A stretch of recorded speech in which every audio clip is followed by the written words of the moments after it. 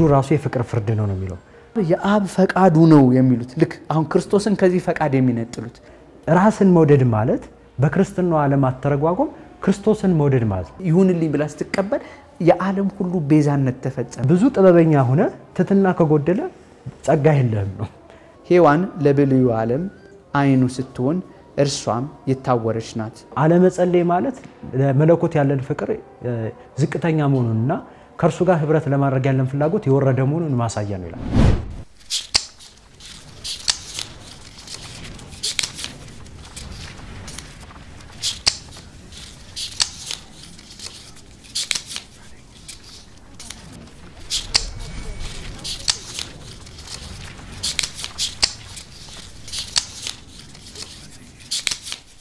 መቁረብ ለአንድ ምእመን ግዴታው በሶስት ነገር ያነሱታል እነዚህ አባቶች አንደኛ ይሄ መቁረብ ኮሚኒየን ነው ወይም ዩኒየን ኦፍ ነው ይሄ የክርስቶስ ህብረት የቤተክርስቲያኒቷ ህብረታዊነት የሚረጋገጠው በዚህ ቁርባን ይሄን ያመጣ ነው ከየት ነው ይሄን ትምህርት ሲባል ከሐዋርያት ባጵጢሳቸው ደግሞ የሚደንቀኝ እኛ እኮ ነው የምንለው ሃሌሉያ መቦ በሲ ላይ ምእመን እኛ ምእመናን በደንብ ድምጻችን አስረቀርቀን ምንለው ክፍል እኮ ይሰደድን ቤተክርስቲያን ምንለው እኛ ምን ሱፊት ለቁርባን መቆሙን አላስተዋለምና ከቤተክርስቲያን አሁን ለምሳሌ በነገራችን ላይ ይሄንን ሲነሳ ጥንት በነበረው ለምሳሌ ከሶስቱ ዓለም አቀፍ ጉባኤያቶች በፊት የነበሩት እነ እንቆራ ጉባኤ ከዛ በፊትም የነበሩት ጉባኤዎች አንድ ሰው ቤተክርስቲያን ገብቶ ሳይቆርብ መውጣታችን ሳይቆርብ ከወጣ የሚሰጠው ንስሐ ምናልባት ይሄ 2 ወር 3 ወር አይደለም 25 ዓመት የሚያስጠብቁ ቀኖናዎች ነበሩ ያንን ደግሞ ሰውን ያራቀው ሲመጣ በጊዜ ሂደት ውስጥ እንደ ሰው ብዛት እንደ ጊዜው ስፋት ያበዙት ያሻሻሉት ቀኖና ስለነበር አመጡት ያንን እንትን ነው ይሄ ያመጡታልና በንጉሱ ፊት ቆመ ቅዳሴ አንዱ የሰውነት መስዋዕት ከሚቀርቡት 5ቱ መስዋዕቶች መካከል አንዱ ሰውነትን ንጹህ አድርገ የምትቆምበት ነው ቅዳሴው ላይ ስትቆም ሰው ታጥቦ ይሄ ልብስ ብቻ አይደለም ሰውነትም ንጹህ አድርጎ የሚገባበት በመሆኑ በንጉሱ ፊት ስትቆም በንጉሱ ፊት ቆመ ያንን ለመውሰድ አልፈልግም ብለሃልና ይሄን ስትሆን በራስ ላይ ፈርደ ከቤተክርስቲያን ሂድ የሚለውን በራሳችን ላይ ተናግረን ግን ምን እንደሚል እርግጥ የመምህራን ችግር ነው እኮ ይሄ እኮ ሰው የሚያስቀድሰውን ነገር በደንብ እንዲገባው ወንጌሉ እንደሚብራራው ሁሉ ትኩረት አይሰጥም አንዳንዴ በነገራችን ላይ ቅዳሴ ወንጌል ተነግሮ ስላስቀደሰው ቅዳሴ በደንብ አብራርተ ካላስተማርከው ሰውን ሰብስበህ መንገድ እዳም አለብህ ግዕዝ ነው የሚባለው የግዕዝ በውቀት የሌለው ሰው እንዴት ነው ይሄንን የሚረዳው ትልቅ ሚስጥር እኮ ነው ይሄንን ካላብራራውና ካንነገርከው አንድ ምእመን ዝም ብለ ከመሰብሰብ ውጪ ሊያውቅ አይችልም ይሄ የመምህራኖቻችንም ችግር ነው አንዱ ደግሞ ምእመናንም ቢሆኑ ሊያውቁ ይገባል ያው በሉቃስ ላይ ተቀመጠው ለነሱ ነቢያትና መጻሕፍት አሉላቸው ነው የተባለውና የተቀመጠው መመርመር ከፍርድ ያድን ምንም ጥያቄ የለውም መቁረብ ለአንድ ክርስቲያን ግዴታው ነው ውዴታው አይደለም ነው ሶሪያን የሚያነሱት ቅድም እንዳልኩ አንደኛው ኮሚኒየን ነው ከህብረቱ መለየት ነው ሁለተኛ ደግሞ የትንሳያችን ዋስትናችን ስጋው ነው ቅድም ሰምተው ከሆነ አስነሳዋለው የሚል ቃል ኪዳን ተሰጥቷል ሶስተኛ አብርሆት ቅድም ስናብራራ ታስተውስ እንደነበር ንጽህና አብርሆትና ፍጽምና ብለን ወደ አብርሆት መንፈሳዊነት ደረጃ የሚያደርሰን ይሄ ስጋና ደም ነው ይላል አብርሆት ማለት መገለጥ ነው ብርሃናዊ መመላለስ ነው እና በተለይ ደግሞ ቅዱስ ቆርጵሪያኖስ የሚያነሳው ምንድነው ስትቆርብ ባንተ ውስጥ ያለው ብርሃን የተባለው ክርስቶስ ነው ይላል ስለሆነ ባንተ ውስጥ ክርስቶስ ካለ ይላል መዝገበ ቅዳሴያችንን በነገር ላይ ምእመናን ብዙ ጊዜ ልብ አንለውም እንጂ አንድ ሰው ከመቁረቡ በፊት እንዲ ደግሞ የሚፈልገው አንድ ጸሎት አለ ያ ጸሎት የሚያብራራው ዘኪዮስን አንስቶ ነው የሚተርከው ዘኪዮስ በኔ ቤት ልታድር ነው እንዴ ብሎ በተትና እንደተቀበለው ክርስቶስን በኔ ሰውነት ሊያድር ነው ወይ ብለን እንድናብራራ ይፈል እቺን የደጋገምኳት ምዕራፍ 3 ላይ አንዷ ቤተክርስቲያን የምትባለው የልብ ቤተክርስቲያን የምትባላለች የሚል ትምህርት አላቸው እነዚህ አባቶች ለሷ መንደርደሪያ እንድትሆን ነውና አንድ ክርስቲያን አልቆረበም ማለት በትንሳኤ ሪዘሬክሽን ላይ በጣም ትልቅ ጥያቄ ያስነሳ ነው ራሱ ላይ አንድ ሁለተኛ ኃይል ያጣ ነው መልካው ቁርባን የሚናገረው ይሄንን ነው ስጋው ደግሞ ኃይል እንደሆነ ጽድቅን ለመስራት ከእግዚአብሔር ጋር ለመኖር ከኃጢያት ለመራቅ ኃይል የሚሆነን የክርስቶስ ስጋና ደም ነው መድኃኒት ነው ቅድም ቅዱስ አግናጢዮስ የማትሞትበት መድኃኒት ከሞት የሚያድንህ መድኃኒት ከሞት እንድታመልጥ የሚያደርግ መድኃኒት ቁርባን ነውና እንደው ደግመን ማስተዋወስ የምንፈልገው ነገር ስጋው ደግሞ ንጽህና ነው እንጂ ፍጽምናን አይደለም የሚጠይቀው ሰው ወደ ፍጽምና እንደው የሚያበቃው ይሄ ስጋና ደም ነው ወደ ፐርፌክሽን ወደሚባለው መንፈሳዊ ደረጃ ነው ቀጣዩ የሚያነሳልን እንግዲህ እነዚህን ህብረታዊነት ክርስትና በእነዚህን ከተረጎመ በኋላ ትምህርተ ድህነትና ትምህርተ ህይወት የሚባል ምዕራፍ 2 ላይ ነው የሚገባው። ያው እናንተም ተመልካቾቻችን ከኛ ጋር ስትሆኑ ወደ እናንተ እየቀረበ ያለው እንዋት ክርስትና ይላል። የትኛዋ ክርስትና? እለት እለት ልክ ቅዱስ ጳውሎስ እንደተናገረው ማንም የእግዚአብሔር ቤተ መቅደስ ቢያፈርስ እርሱ እግዚአብሔር ያፈርሰዋል፣ ያውም እያለ ይወርድና የተቀደሰ ሰውነታችሁ ነው ይላል። እግዚአብሔር በእኛ ላይ ያድር ዘንድ የተቀደሰ ማንነትና የተቀደሰ ክርስትናችን የሚገለጥባት ማንነት ሊኖረን ይገባል። የሶርያውያን አባቶች ያለፉበት መንገድ ከመንፈስ ቅዱስ የተገለጠላቸው ሐዋርያት ያስተማሩት የጌታችንን ትምህርት ያብራሩበት ነው። ወደ ህይወታችን የምንተረጉመው እምነታችን የምንገልጥበት ኦርቶዶክሳዊ የአባቶቻችን ትምህርት ነው ወደ እናንተ እየቀረበ ያለው። አሁንም ከኛ ጋር ሁኑ። ላልሰሙት አሰሙ፣ እናንተም ለሰማችሁ ያነበባችሁትም ብዙ ጥያቄ ይኖራችኋል። እኛ ግን የመራረጥነው ነው ወደ እናንተ የምናቀርበውና ቆይታችሁ ከኛ ጋር እንዲሆን አሁንም ግብዣችን ነው። መልካም እንግዲህ ዳኒ እያብራራው ያለው ያው 3 ምዕራፎች ናቸው። የመጀመሪያው በጣም በስፋት አንስተናል። እንግዲህ ያው ከዚህ ጋር ተያይዞ የሚነሳው ሌላኛው ወደ ሁለተኛው መንደርደሪያ ይሆናል። ስጋ ወደሙ ቅድም ካነሳነው አንፃር ተነስቶ አንዳንድ ጊዜ ሰው የሶርያውያን አባቶች አንዱ ንስሐን የሚያዩበት መንገድ መገለጥ ስላለበት ነው። ንስሐ አንዳንድ ሰዎች እንደሚናገሩት ቅጣት አይደለም ይላል፣ መንፈሳዊ ሕክምና ይላሉ። አንድ ሰው በስጋው ደዌ አግኝቶት ሐኪም ቤት ሲሄድ ሕክምና ልሂድ ብሎ ያንን ደዌውን ለማጥፋት እንደሚሄደው ሁሉ በነፍሱ ያገኘውን ደዌ ለማዳን ይሄዳል ይላል። ሰውነቱን የሚያድስበት ሕክምና ይሉታል። ሐኪሙ እግዚአብሔር ነው። በዛ አምሳሌ የተገለጠው ካህን ለሱ ሲናገረው ልክ ሰዎች የሚፈሩ ሳይሆን በፍቅር የሚያደርጉትና የህይወት መገለጫ ነው። ሰው ሆኖ ደዌ ሲያገኘው የሚድንበት መንገድ እንደመሆኑ መጠን ከዚህ ጋር ያገናኙታል። ምዕራፍ 2 ይመጣና 10 አንኳር ነጥቦች ያነሳል። ከዛ ላይ ደግሞ በጣም መሰረታዊ የሆኑ ጉዳዮች ያነሳልና ደው ከተመረጡት ውስጥ እነሱ ላይ የተወሰኑ ነጥቦች በጣም ጥሩ። ያው ከሰዓታችን አንፃር እንደው ጠቅለል ስናደርገው ትምህርተ ድህነትና ትምህርተ ህይወት ብሎ ነው በሁለት የሚከፍለው። ቅድም ያልካቸው 10 ነጥቦችን እንግዲህ ገና ሲጀምር በጣም የሚደንቅ ጸሐፊው ስለ ፍቅር ወደ ማብራራት ነው የገባው። እነዚህ አባቶች ጥምቀቱ የፍቅር ነው፣ ቁርባኑም የፍቅር ነው። ይሄ አጋፔደን የሚባለው ራሱ በማቴዎስ ወንጌል ምዕራፍ 26 ላይ ሲቀመጠው ሐዋርያት ያ ማዕድ የፍቅር ማዕድ ነው፣ ስለ ፍቅር የተከፈለ ዋጋ ነው፣ ስለናንተ ይላቸው ነበር ክርስቶስ። የሚፈሰው ደሜ የሚቆረሰው ስጋ ይህ ነው እያለ ክርስቶስ አምላካችን ስለኛ የከፈለውን ዋጋ ያብራራል። እንግዲህ ሰው ኃጢአት ሊሰራ የሚችለው ቅድም ካብራራናቸው ህብረት ሊርቅ የሚችለው ፍቅር ሲጎለው ነው። የምንም ነገር መነሻ የምንም ነገር መጨረሻ ፍቅር ነው። ብርሃነ ዓለም ቅዱስ ጳውሎስ በአንደኛ ቆሮንቶስ መልእክቱ ምዕራፍ 12 ላይ በፍቅርና ምዕራፍ 13 ላይ ስለ ፍቅር በጣም በሰፊ አብራርቷል። ምንም ነገር እዚህ ሰው ቢያደርግ ምንም ነገር ታምር ቢሰራ ፍቅር ከሌለው ከንቱ እንደሆነ መጽሐፍ የሚናገር ሁሉ ፍጻሜ ፍቅር ነው ይላል። ምንም ነገር ቢሆን ማለት ነው። የትኛውንም አይነት የመንፈሳዊ ተጋድሎ ብናደርግ ያለ ፍቅር ምንም አይደለንም። ጥምቀቱ የፍቅር ነው። ምን አይነት ፍቅር ሲባል የልጅነት ፍቅር። ይሄን ፍቅር ማጉደላችንን ዮሐንስ 3 ላይ ተገልጿል። ከስጋ የተወለደ ስጋ ነው አለ፣ ከመንፈስ የተወለደ ግን መንፈስ ነው ይላል። አሁን መንፈሳዊ ስራን አይደለ ክርስትና ማለት በተግባር የሚገለጥ ህይወት ስለሆነ ወደዚህ ይመጣል። እንግዲህ ፍቅርን እናብራራ። በጣም ከገጽ 30 እና 31 ጀምሮ የሚያብራራበት መንገድ እኛ ከለመርነው የፍቅር አተረጓጎም መንገድ ይለያል። ይቺ ፍቅር በእግዚአብሔር ዘንድ አለች ይላል። ፍቅር አንድ ናት ይላል። አንደኛ ዮሐንስ ምዕራፍ 4 ቁጥር 10 ላይ እግዚአብሔር ፍቅር ነው ብሎ ነው የገለጸው ወንጌላዊ ቅዱስ ዮሐንስ። እንግዲህ ቅዱስ ዮሐንስና ጳውሎስን ነው በጣም ሶርያውያን ያነጻጸሩ በጣም ያስተማሩበት በዚህ መጽሐፍ ላይ። ይሄ ፍቅር በእግዚአብሔር ዘንድ ያለ የእግዚአብሔር የባህሪው መገለጫ ነው ይላል። ምን ማለት ነው? በአብ ዘንድ እቺ ፍቅር አለች፣ በወልድ ዘንድ እቺ ፍቅር አለች፣ በመንፈስ ቅዱስ ዘንድ እቺ ፍቅር አለች ይላል።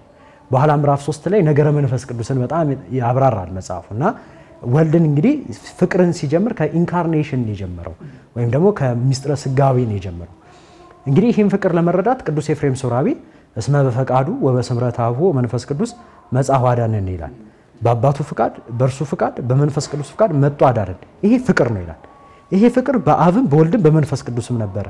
አው እዚህ ላይ መምታት የፈለገውም አለ። አሁን ለምሳሌ የኢትዮጵያ ኦርቶዶክስ ተዋሕዶ ቤተክርስቲያን የምትከተለው ወይም ደግሞ ምስራቃዊ ቴዎሎጂ ብለን አሃት አብያተ ክርስቲያናት የሚያዩት ትምህርትና የምዕራባውያን አለ። አሁን አንዳንድ ጊዜ በክርስትናው ዘርፍ የሚጠራ ነገር ግን ክህደት ሄሬሲ አንዱ ከተነሳበት መካከል ኢየሱስ ክርስቶስ አብ ዓለምን ለማዳን የቀጣበት ነው ብለው የሚያነሱትን በጣም እጅግ በጣም የከበደውና ከሰው ፈቃድ የሚመነጭ ትምህርት የሚመታ ነው በየዘመኑ የተነሱት። ይሄ ፍቅር ሁለተኛ የነ ጆን ካልቪን ፕሪዴስቲኔሽንን አንስተው የአብ ፈቃዱ ነው የሚሉት ልክ አሁን ክርስቶስን ከዚህ ፈቃድ የሚነጥሉት በስላሴ እናምናለን የሚሉ ስላሴን ግን የሚክዱ ትምህርት የሚረታበትና ይሄ ሰው የሆነው አምላክ የሚለውን ትርጓሜያቸው ላይ አጽንኦት ሰጥተው ቅዱስ ኤፍሬም አይተው ከሆነ በቅዳሴ ማነው በውዳሴ ማርያሙ ላይ በስፋት ዘመን የማይቆጠርለት መለኮት ዘመን ተቆጠረለት ሰው የማይሆነው ማለት ሰው ሊሆን ሰዎች የማይጠብቁትን ሰው መሆኑን ያነሳልና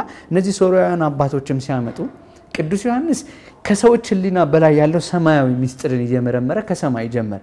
ቅዱስ ጳውሎስም ኦሪተ ምሁር ነውና ያለፈው ይሄ ከሰዎች ሥርዓት ያለው እግዚአብሔር ያስቀጠል ክርስቶስ ያስቀጠላቸው እንዳለ ሆኖ በክርስቶስ አዲስ የሆነው ማንነት እየነገረ የመጣበት ሁለቱን ያቆራኙበት ምስጢርን ያመጣልና ይሄ አንዱ የነሱን እግረ መንገዱን ይመታልና በዚህ በአባቶቻችን የተቀመጠው ትምህርት እግረ መንገዱ ጥንቅቅ ያለ ኦርቶዶክሳዊ ተዋህዶ ትምህርትንም ጭምር ነው በዚህ ላይ የምንማረው እና ምስጢረ ሥላሴ ፍቅር ነው። ምስጢረ ሥጋዌ ፋንዳሜንታል ቴዎሎጂ ቤተክርስቲያን የሚባሉት እነዚህ አምስቱ አዕማደ ምስጢራት ናቸው። ምስጢረ ሥጋዌ ፍቅር ነው። ምስጢረ ጥምቀት ፍቅር ነው። ምስጢረ ቁርባን ፍቅር ነው። ምስጢረ ትንሣኤ ሙታን በተለይ ደግሞ ከኛ አገር በቀል ሊቃውንት ቅዱስ ያሬድ የሚጋራው ሐሳብ ፍርዱ ራሱ የፍቅር ፍርድ ነው የሚለው ከፍቅሩ የተነሳ ከምሕረቱ የተነሳ ይፈርድብናል ይላልና ፍቅሩ ራሱ ከባድ ነው፣ ልንሸከመው አንችልም። በአብ ዘንድ እቺ ፍቅር በመስጠት ተገልጣለች አለ። በወልድ በመሰጠት በመንፈስ ቅዱስ በማጽናት የተገለጠች ድንቅ ፍቅር ናት። ከዚህ ፍቅር ተካፋይ እንሆን ዘንድ ኑ ነው ጥሪው።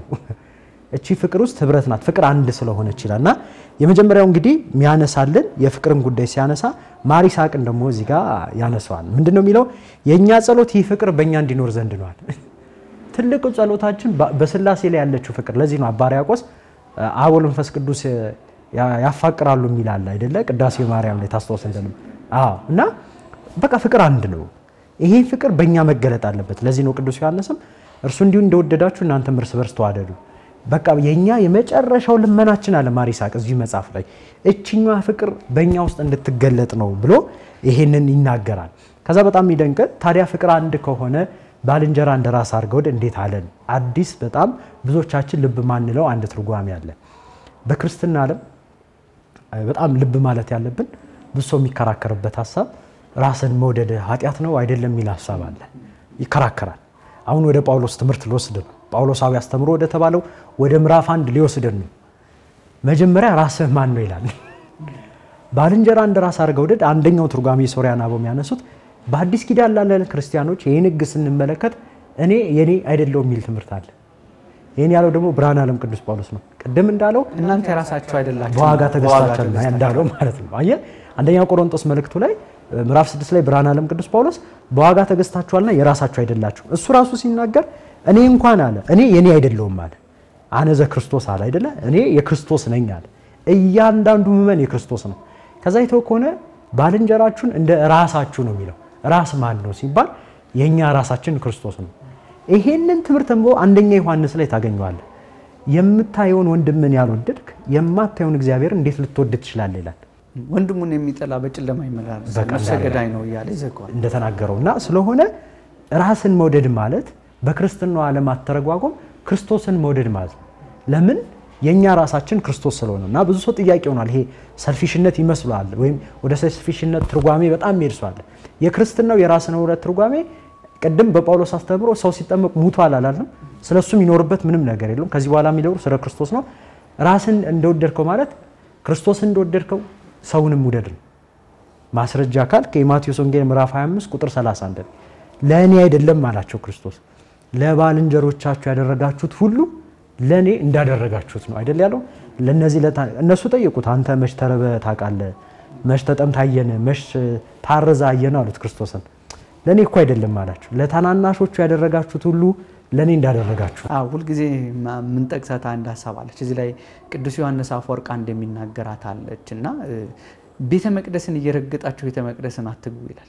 በጣም የሚገርም ሐሳብ ነውና ለምሳሌ ሰው ወድቆ ተቸግሮ ይሄ ኦርቶዶክሳዊ ማንነቱ ክርስቲያናዊ ማንነቱ የሚያስወጡት በዓለም በሚደርሱት በቃ ጊዜ ገፍቶት ውጪ የቆመውን ሰው በድለ ውስጥ ስትገባ ዩሲ ብዙ እንትኖች ቤተ መቅደስ የክርስቶስ ነው እኮ እሱ ዋጋ እሱን እየረገጥክ አትግባ ነው የሚለው። ይሄንን ነው ይሄንን ሐሳብ የሚያመጣው ራሱ ሶሪያዊ አይደል ራሱም ያው እና በጣም የሚደንቀል ልንገር እዚህ ላይ አሁን እቺ ቅድም ምዕራፍ 1 ላይ ስናብራራት የነበረችው ቁርባንና ጥምቀት ለፍቅር ናት ነው አይደል የፍቅር ግንኙነት ነው በአባትና በልጅ ባለ ግንኙነት አምላክ ደግሞ ስለሚወደን ራሱን ሰጠን ሁለተኛው የሚያመጣው ምን መሰለ በዚህ ምዕራፍ ላይ ትህትና ይላል ቁርባን ላይ ስንቀርብ በትህትና ነው የምንቀርበው ስንጠመቅም ዝቅ ይያልን እሱም ሲጠመቅ በትህትና ነው ተጠምቆ ያሳየን እኛም በትህትና ነው የምንጠመቀው ዝቅ ብለ ካህኑ እጅ ላይ ካህኑ ያጠምቃል ነው ትህትናን ይላል ሲገልጻት የጸጋዎች ሁሉ መጠቅለያ ናት ይላል ሁሉንም ጸጋ ያካተተው ሰው ባለ ጸጋ ማን ነው ካልከኝ አለ ትሁት ሰው ነው ይላል የጸጋ ሁሉ ማዕቀፍ የጸጋ ሁሉ መጠቅለያ ትህትና ነው ይላል ብዙ ጥበበኛ ሆነ ትህትና ከጎደለ ጸጋ የለህም ነው ዲያብሎስ ያለው ጸጋ የተገፈፈበት ምንድነው ሲባል ትዕቢት ነው አይደለ ከስልጣኑ የተዋረደው ከነበረው ክብር የተዋረደው ሰይጣን ማለት የተጣለ የተዋረደ ነው ስለሆነ ከሳጥናኤል ወደ ሰይጣንነቱ እታች የወረደው ምንድነው ሲባል ትዕቢት ነው የጣለው እና ብዙ ጸጋ ኑሮና ቅዱስ ኤፍሬም ሰራዊ አንድ ልመናለው ጸጋህን ያዝልኝ በጣም ትሁታን ናቸው የሶሪያን አበው በጣም በትህትና ማይታሙ ናቸው ትህትናን የተረጉሙበት መንገድ የጸጋ ሁሉ ባለቤት መሆን የምትፈልግ ከሆነ ትሁት መሆን ለዚህ ነው ክርስቶስ አምላካችን ማንንም ቢሆን ከናንተ መካከል ታላቅ መሆን የሚፈልግ ቢሆን ታናሽ ይሁን የሚለውን ትምህርት ያብራራሉ ስለ ትህትና ያነሳሉ እንደውም እዚህ ላይ ስለ ትህትና ስታነሳ እመቤታችንን ያመጣታል ዳግሚት ሔዋን ቅድም ጥምቀት አለ አይደለ ዳግሚት ሔዋን ደግሞ የተባለችበትን ሲያመጣ የቀደመችው ሔዋን ትዕቢተኛ ነበረች ያልተሰጣትን ጸጋ በመሻት አምላክ ለመሆን ዲያብሎስ ሲመክራት ፈለገችና ወደቀች ዓለም ሁሉ የሰው ልጆች በሷ ምክንያት ጠፉ ይላል እመቤታችንን ያመጣና ሲነገራት ሁሉ በትህትና እኔ እኮ ለሱ የምገባ አይደለሁም እያለች እየመረመረች ከእግዚአብሔር ነው ቃሉ የሚሆነው እግዚአብሔር ነው ባንቺ ማህፀን የሚያድረው ደስ ይበልሽ እየተባለች በትህትናዋ ይሁንልኝ እኔ ለእግዚአብሔር ባሪያው ነኝ ብላ በትህትና ስትቀበል የዓለም ሁሉ ቤዛነት ተፈጸመ ክርስቶስ ያደነው ዘንድ በትህትናዋ ዓለም ሁሉ ዳነ ይያለ ያመጣታል እዚህ አንዱ ያው በዚህ አጋጣሚ ቤዛይት ዓለም ምንላት አንደኛው በትህትና ነው ምናነሰው ሌላ ቶሎ ለመሄድ ያህል ምናነሰው ሲያነሳ የነበረው ፍቅርን ነው ከዛ በኋላ ንጽህናን አለ ማን ነው ትህትናን አለ ሶስተኛ ላይ የሚመጣው ንጽህና ፒዩሪፊኬሽን ሶስተኛው ነጥብ እንግዲህ ሶስተኛው ነጥብ ላይ ንጽህናና ድንግልና ተለያይተው ማይነጻጸሩ ማን ነው ማይለያዩ ጉዳዮች ናቸው አይደል በጣም የሚደንቅ ድንግል ሆኖ ንጹህ ያልሆነ ሊኖር ይችላል ንጹህ ሆኖ ደግሞ ድንግል ያልሆነ ሊኖር ይችላል ሁለቱም አብሮ በጣም የሚሄዱ ጉዳዮች ናቸው ዘይት የሌለው ድንግልና የሚባል ትምህርት አለ በእኛ ቤተክርስቲያን በነገር ላይ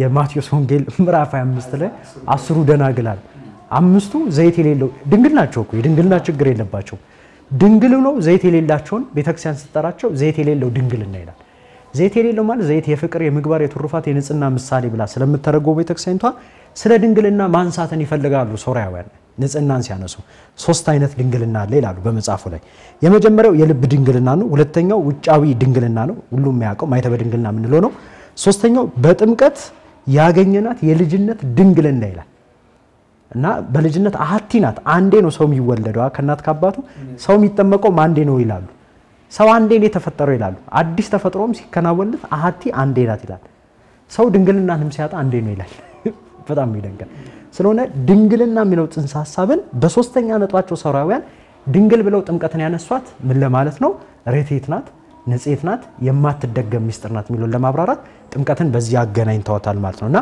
ሰው ክዶ እንኳን ሲመጣ እናጠምቀው አይደለ የቄደር ጥምቀት ወይም የንስሐ ጥምቀት እንዲጠመቅ ነው የምናደርገው ክርስቲያን ኦርቶዶክስ ከሆነ ማለት ነው ተጠምቆ ክዶ ድጋሚ ቢመለስ ማለት ነው ስለሆነ ይሄንን ያነሳና ወደ መፍትሄው ይመጣል ንጽህናን ለማግኘት ፍቅርን ገንዘብ ለማድረግ ከዛ ደግሞ ቀደም ያልነውን ያነሳነውን ጉዳዮችን የድንግልና ነጥብ ለማንሳት መፍትሄዎችን ይጠቁማል መጽሐፉ የመጀመሪያው ማንሳለን ጸሎት ነው በሶሪያን አበው ይላል መጽሐፉ ላይ በጣም የሚታወቁበት አንዱ ትርጓሜያቸው ጸሎት መስዋዕት ነው ይላል አቡነ ሽኖዳ ሳልሳይ በዚህ ጉዳይ ላይ አንድ የሚታወቁበት ተመሳሳይ ሶሪያን አበው አስተምሯል እሳቸው ከዛ ይወሰዱት ምንድነው የሚለው አለመጸለይ ማለት ለመለኮት ያለን ፍቅር ዝቅተኛ መሆኑንና ከርሱ ጋር ህብረት ለማድረግ ያለን ፍላጎት የወረደ መሆኑን ማሳያ ነው ይላል ብዙ ሰው ጸሎትን የሚረዳበት መንገድ ልመና ብቻ በሚለው ነው ጸሎት ማለት የፍቅር መገለጫ የሆነ መስዋዕት ነው የሚሉት እንደሱ እኔ አልጸለይኩም ማለት ለእግዚአብሔር ያለኝ ፍቅር የለም ማለት ማልወደውን ሰው ነው ላላናግረው የምችለው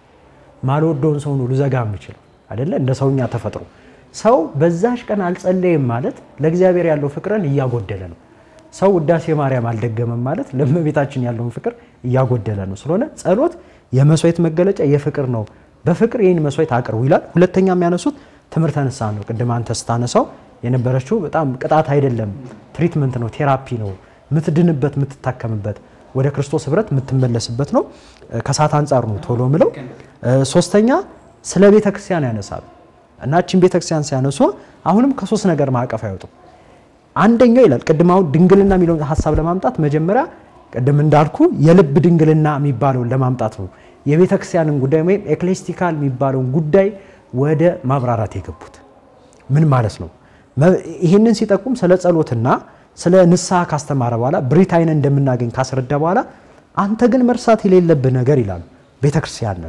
ቤተክርስቲያንን በሶስት ማዕቀፍነት ያነሳሉ አንደኛው ሰማያዊቷ ቤተክርስቲያን ነው ሁለተኛ ሚስጥር የሚፈጸምባት እቺ ቤተክርስቲያን አሁን በተጋርሎ ላይ ያለችው ቤተክርስቲያን ነው ሶስተኛ ግን ውስጣዊ ልቦናችን ቤተክርስቲያን ይባላል ብርሃነ ዓለም ቅዱስ ጳውሎስ የእግዚአብሔር ቤተ መቅደስ መሆናችሁን አታውቁምን እንዳለውና አንድ ሰው ከዚህ ሚስጥራት እየራቀ ሲመጣ ከቤተክርስቲያን ማንነቱ እየራቀ ይመጣል ይላል እንደው እዚህ ላይ በጣም ከገረሙኝ ውስጥ እንዴት እንጸልይ እንዲሉ አሁን አንዳንድ ሰው ጸሎት እንዴት እንጸልይ የሚለውንም አብራርተውታል ለምሳሌ እዛ በወንጌል የተጻፈውን አንተ ግን ስትጸልይ በርህን ዝጋ የሚለውን ያብራሩበት መንገድ አለ በር ሲባል የቤትህ በር መስሎሃልን ይሉና አይደለም በር የተባለው የሚመጡብህ ሐሳብ የልቦናህን በር ዘግተ ከዛ ደግሞ እንደ ግብዞች አትሆን እያለቀስክ ልክ ንግግር ቋንቋ የተጻፈውን ማንበብ አይደለም ስትናገር በክርስቶስ ፊት ቆመ መመሰጥ ከሌለ መመሰጥ ማለት ይሄ የተለመዱት ቋንቋዎች የተጻፉትን ምታነበንብ ከሆነ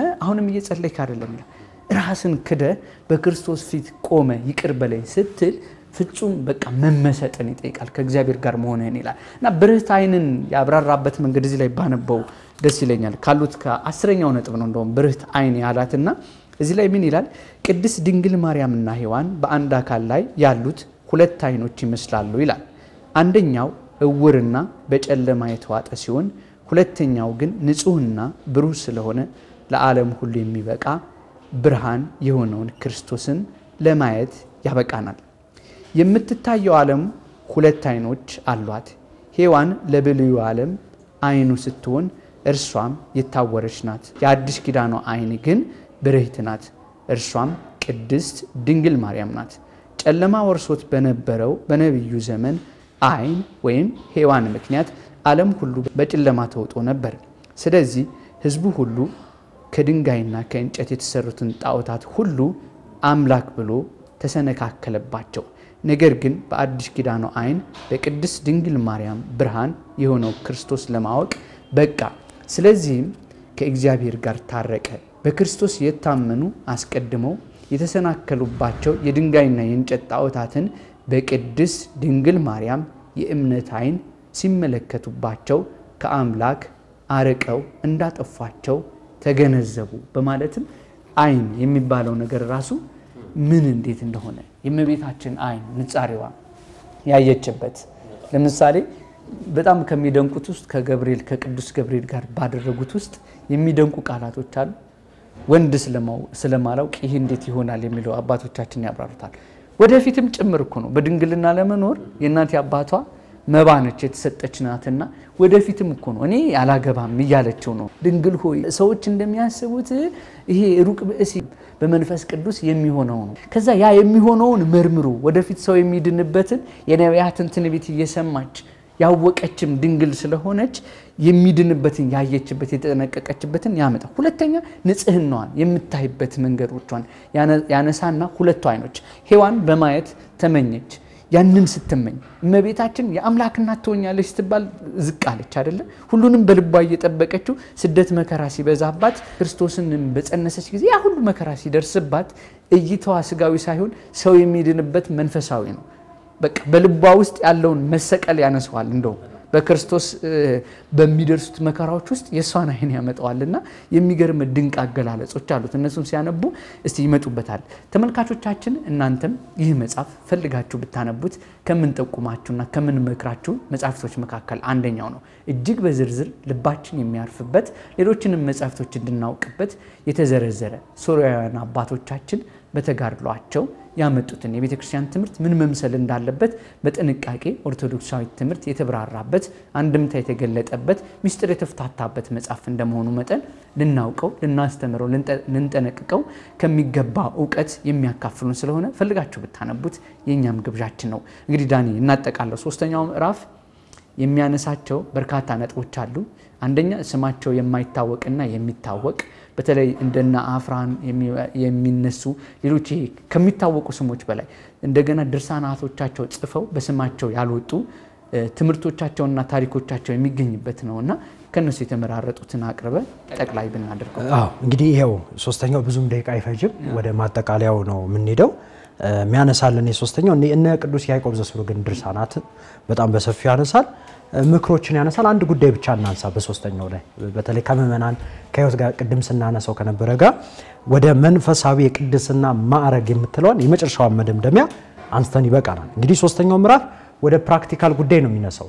ውጤቱ ምን ይሆናል? በብሪታይንም ተመላለስ ቅድም ባልናቸው ትህትናም ፍቅርም ብንመላለስ የመጨረሻው መዳረሻ ዴስቲኔሽናችን ምንድነው የሚለው ነው ምዕራፍ 3። እንግዲህ ዝማሬዎች አሉት በጣም የሚደንቅ በጣም የተለያዩ ዝማሬዎችን ግጥሞች ምናምን በጣም ድንቅ እነሱን አንስቷል እና የሶሪያን አባቶች ዝማሬዎች አላቸው። እነ ቅዱስ ኤፍሬምም በነገር ላይ የዝማሬ ስራዎች አሏቸው። በጣም ብዙ የሆነ ድርሳኖች አሏቸውና እንደው ጠቅለል ግን ስናረጋው አንድ የሚያነሱት ጉዳይ አለ። እነዚህ ሶስት ማዕረግ የመጀመሪያው ማዕረግ የቅድስና ማዕረግ ወቅት የሚባለው የእግዚአብሔር ፍቅር ብልሽታ በጸሎት ለበረታ ሰው ይገለጥለታል ይላል። የምንም ነገር መነሻ ቅድም ስናነሳ ፍቅር ነው ይላል። ይህ ፍቅር ይገለጥለታል ይላል። ሁለተኛው መንፈስ ቅዱስ እንግዲህ ነገረ መንፈስ ቅዱስን ስናብራራ ነበር ቅድም። መንፈስ ቅዱስ ያግዘዋል፣ ተግባራዊ ህይወት እንዲኖርም ይረዳዋል። ሶስተኛና መጨረሻው ደግሞ ወደ ሰርግ ቤቱ ይገባል። የኢትዮጵያ ኦርቶዶክስ ተዋሕዶ ቤተክርስቲያን በአጠቃላይ 14ቱ ቅዳሴያት ብትገባ ብታያቸው ሁሉም ቅዳሴያት ሀዳፌ ነፍስ የሚላላቸው ግቡ ነው። ሁሉም ቅዳሴዎች አሃዱ የሌለው ቅዳሴ የለንም፣ እቱ በሰላምም የሌለው ቅዳሴ የለንም። ስለሆነ የግቡ ፕሪንሲፕል አለን ማለት ነው። የት ነው የምንገባው ሲባል አባ ሕርያቆስም በግልጽ አስቀምጦታል። ወደ ሙሽራው ቤት ወደ በላይኛው ኢየሩሳሌም ወደ ተባለችው እቺም ታቦት ዘዶር ወዳለችበት እመቤታችን ቅድስት ድንግል ማርያም ወዳለችው ያግባችሁ የሚል ነውና መጽሐፉ ወደዚህ ሰርግ ቤት እንድንገባ ይናገርና ስለ ኃጢአት ግን አንድ ነገር ናንሳ። ኃጢአት ምንድነው? ብዙ ሰው ከኔ ጨምሮ አብዛኞቻችን ችግራችንን በጣም አቅልለነው የምናየው ጉዳይ ስናዘዘው ጭምር እንደ ቀልድ አውርደነው የምንመጣው ጉዳይ ምንድነው ሲባል ኃጢአት ነው። ኃጢአት ማለት በእኛ ቤተክርስቲያን ሊቃውንት አስተምሮ ማጣት ነው። ግን ምናጣው ማንን ነው ጥያቄው። ዝም ብሎ ማጣት ለምንቻ ምናልፈው አይደል። አንደኛ ራሱ እግዚአብሔር ነው እና ይላል አይደል መንፈስ ቅዱስ ኃጢአት ስንሰራ በእውነት ይተውናልን ይላል። አይተውንም የሚል ጉዳይ ያነሳሉ እነሱ። ኃጢአት ኢነርጂያ ነው የሚለው ኃይልን ማጣት ነው የሚለው። ለምሳሌ አንድ ሰው በዝሙት ህይወት ቢወድቅ ኃይል ያጣል መንፈሳዊ ምግባራትን ለመስራት። አንድ ሰው በሆነ ስርቆት ቢወድቅ ወይ በሆኑ ኃይሎች ቢወድቅ መጥፎ የሆኑ ኃይሎች ይወድቃል። ስለሆነ ኃጢአት ማለት ከእግዚአብሔር ያርቀናል፣ ከህብረቱ ያወጣናል። ከዛ ብሪታይን ከተባለው ብርሃናይ ከተባለው ነጸብራቅ ቅድም ካልናቸው አብርሆቶች እያራቀን ነው። ለዚህ ነው ክርስቶስ ከስጋ የተወለደ ስጋን ያረጋል፣ ከመንፈስ የተወለደ መንፈስን ይሰራል፣ የመንፈሳዊ ምግባርን ይሰራል የተባለውና ኃጢአት ማለት ምንድነው? ኢነርጂያ ነው የሚሉት የቴዎሎጂ ምሁራን። ኃይልን ነው የሚያሳጣው። ሰው ጽድቅም ሲሰራ ኃይልን ነው የሚያገኘው። ለምሳሌ ብርሃነ ዓለም ቅዱስ ጳውሎስ በገላትያ መልእክቱ ምዕራፍ 5 ላይ ለሁለት ከፈላችሁ፣ የስጋ ፍሬዎች፣ የመንፈስ ፍሬዎች አለ። ለምሳሌ ሰው ፍቅር ሲኖረው የመንፈስ ፍሬ ነው። ሰው እምነት ሲኖረው የመንፈስ ፍሬ ነው። ቸርነትን ሲያደርግ የመንፈስ ፍሬ ነው። እነዚህ ፍሬዎች ወደዚህኛው ሰርግ ቤት እንዲገቡ ይረዱታል። ከነዚህ ፍሬዎች እስከወጣ ከዚህ ሰርግ ቤት እየራቀ ይወጣል ብሎ ስለ ኢነርጂያ የሚያብራራበት ወይም ስለ ኃይል የሚያብራራበት ምዕራፍ። መልካም እንግዲህ እንደጠቀስከው ነው የበርካታ አባቶቻችን ታሪክ አለ። በተለይ ይስሐቅ የሚባሉት የሶሪያውያን ይስሐቅ በይስሐቅ ስም የሚጠሩ በርካታ አባቶች አሉ። ባለቅኔ ጸሐፍት ከሚባሉት ውስጥ ቅዱስ ኤፍሬም ይጠቀሳል። በጣም ከ400 በላይ የቅኔ ድርሰቶች እንዳሉት ይናገራል። አንድ ናርሴ የሚባል ደግሞ አባት አለ፣ ደግና ዮሴፍ አለ፣ ሌሎችም አባቶች። እነዚህ በጥልቅ በቅኔው ሚስጥራዊና ሌሎችም ትምህርት ሃይማኖቶች ያብራሩበት መንገድ ነውና በጠቅላላ ግን ሲጠቀልላቸው ምን አይነት ይዘት አላቸው ብሎ እንደነሱ ሲያነሳ ቅድም ያብራራው ነውና ክርክርን ከማምጣት ከማይጠቅሙት ጋር ከመከራከር ይልቅ በተለይ ያዕቆብ ዘስሩግም ቅዱስ ኤፍሬምም በንጽቢን ያሉት በሌሎች ቦታ ያሉት ሃይማኖታቸውን በማስተማርና ዕለታዊ በሚደረጉት እያንዳንዱ የነፍስ ግብይቶች ውስጥ ክርስቶስን በመምሰል ውስጥ ወደ ማደግ ይሮጣሉ እንጂ በመንፍቅናው ውስጥ ካሉት ሰዎች ጉንጭ አልፋ ክርክር ሲያደርጉ ያዕቆብ ዘስሩግ እንደውም ምንድነው የሚለው እዚህ መጽሐፍ ላይ እንደተቀመጠው በተለይ ኬልቄዶን የሚባለው ጉባኤ ከመጣ በኋላ ስለሚነሱት አብና ወልድ የሚለዩት የሁለት ባህሪ ብለው የሚያስፋፉት ሰዎች ትምህርት ጽፎ ጭምር ነው የላከው እንጂ መከራከርን አልፈለገም ይላል።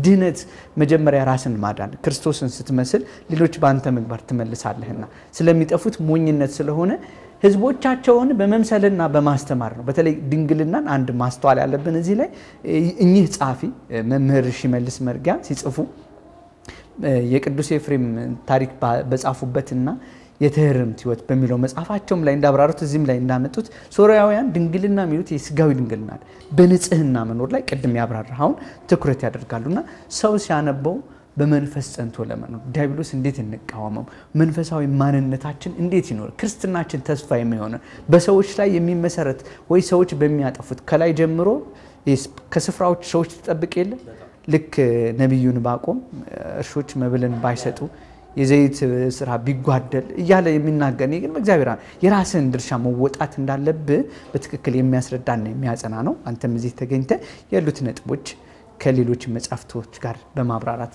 እዚህ ስላቀረብክልን ከልብ እናመሰግናለን። እግዚአብሔር ያክብርልን፣ ቃለ ሕይወት ያሰማል። ክቡራን ተመልካቾቻችን በሁለት ክፍል ወደ እናንተ የደረሰው እንኋት ክርስትና የተሰኘው መጽሐፍና በውስጡ የተብራሩት ነጥቦች እንግዲህ በተከታተላችሁት መልኩ ፍጻሜውን አግኝቷል። ሁልጊዜም ስናነብ ሁልጊዜም ስንጠይቅ ከአማናዊቷ ቤተ መቅደስ እንዳንወጣ በእኛ ውስጥ ያለችው ቤተ መቅደስ ኢየሱስ ክርስቶስ ሁልጊዜ ያድርባት ዘንድ የሥላሴ ማደሪያ እንድንሆን መጠበቅ የሚቻልበትን መንገድ የሚያሳየን በዓለም ውስጥ ስንኖር ሁልጊዜም መጣደፍ ባለበት ህይወት ውስጥ አርፈን እንዴት ነው ክርስቶስን የምንከተለው? እንዴት ነው የሐዋርያትን ትምህርት ምናጸናው? በሌሎችም ምናተርፈው? ነፍሳችን አድነን ሁሉም ክርስቶስ ስለከፈለልን ዋጋ ስለተፈጠርንበት ዓላማ አውቀን የማታልፈውን ርስቱን እንዴት መውረስ እንችላለን? መንፈሳዊ መንገዶችን የሚያሳይና የሚያስተምር የቤተ ክርስቲያን መጽሐፍ ነበር ወደ እናንተ ያደረስነው። ሳምንት በሌላ መጽሐፍ እንገናኛለን። ቸር ቆዩልን።